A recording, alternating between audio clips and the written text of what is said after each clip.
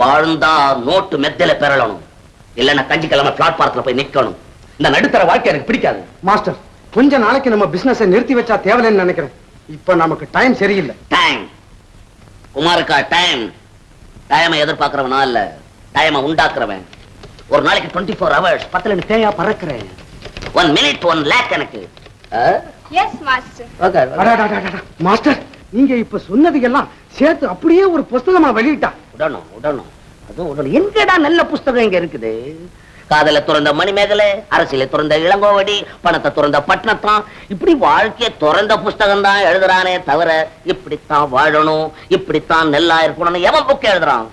அது அந்த ஃபாரின்ல தான். சும்மா சொல்லக்கூடாது. இப்படி போனா அப்படி அடிக்கலாம், அப்படி போனா இப்படி வாங்கலாம். அந்த கிரைம் பிரெயின் உள்ள புக்ஸ் பூரா அங்கதான். அதுல ஒரு புக் படிச்சுட்டு தான் இந்த கம்பெனி ஸ்டார்ட் பண்ணேன்.